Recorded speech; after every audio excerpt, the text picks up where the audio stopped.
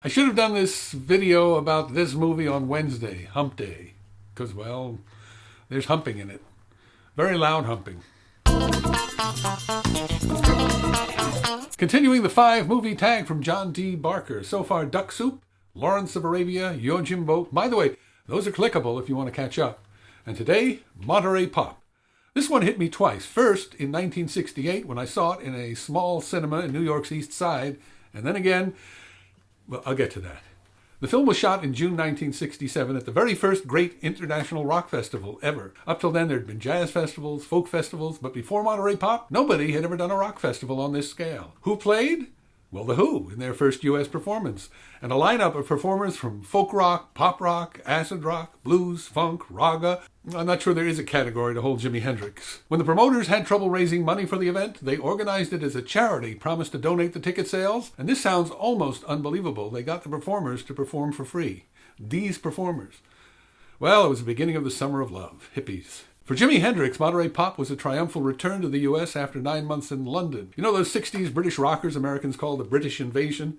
Turns out Hendrix, the guy who grew up in Seattle, invaded them on their own turf. Not just invaded, but conquered. Jimi Hendrix, as we now know him, was invented in London, guided by a very savvy manager with connections into the British rock elite, Chas Chandler, former bass player for the Animals. London is where Jimi got his band together, got a Carnaby Street wardrobe, perfected an amazing stage act, gigged all the time, recorded his first singles, his first album, mixed with British rock royalty and became the toast of the town. Hendrix was recommended to Monterey Pop by none other than Paul McCartney, but I'm getting ahead of myself. Monterey Pop, the movie, distills a 3-day festival to an intense 79 minutes.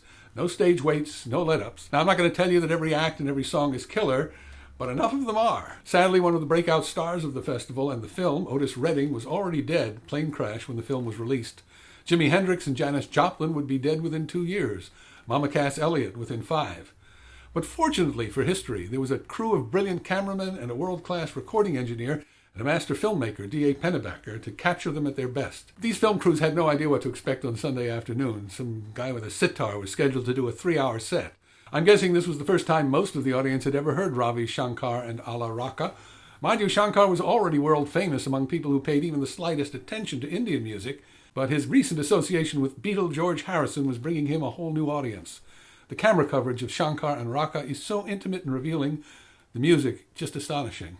One thing that's fascinating about this film, not only had the audience never been to a rock festival before, neither had the performers. Nowadays, there's a global circuit of festivals and acts will travel all summer long from one to the next. But just this once, the idea was brand new. Everybody was doing this for the very first time. Nobody's jaded. Everyone's at the top of their game, competing, performing not only for the audience and the cameras, but for their fellow musicians. Personal impact. Fast forward. It's March 2012. I have just ordered the Blu-ray of Monterey Pop. A musician friend born 2 decades after the festival is visiting. I said, I think you should watch this. And he seemed to like it well enough until suddenly Jimi Hendrix appeared. It's a performance that shatters expectations in a dozen dimensions at once. Guitar virtuosity, stagecraft, stunts, sonic effects, sexual teasing, wardrobe, general mayhem. At one point, Hendrix boosts the feedback by walking up to the speakers and humping them. I told you there was going to be humping. I think what's most fascinating is the almost casual, gentle joy Jimi takes in exploding the brains of the Monterey Pop audience.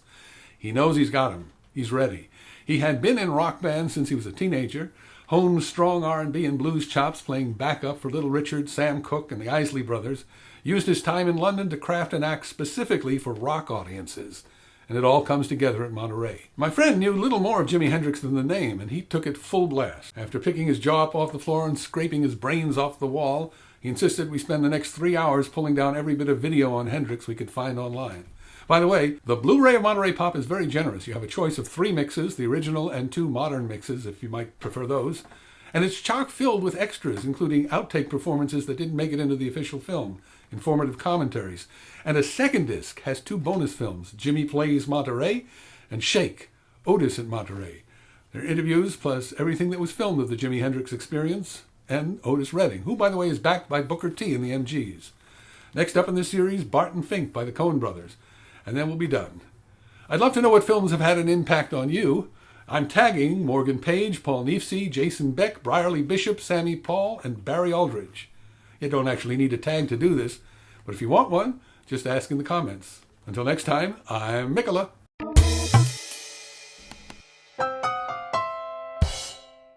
DVD extras. I'm not going to describe in detail what Jimmy did on stage, but I will show you this. It's all that's left of the guitar he used that night. It's on display at Seattle's EMP Museum, which currently has an exhibit detailing Jimmy's 9-month stay in London. I've already shown you bits from it, examples of his stage wardrobe, press coverage, video interviews, and this map showing all of his London and UK gigs. The man worked. If you missed 1 through 3 in this series, here they are. 1, 2, 3. Jon D Barker started this tag here. He managed to get all his 5 films into one video. Amazing. Bye now.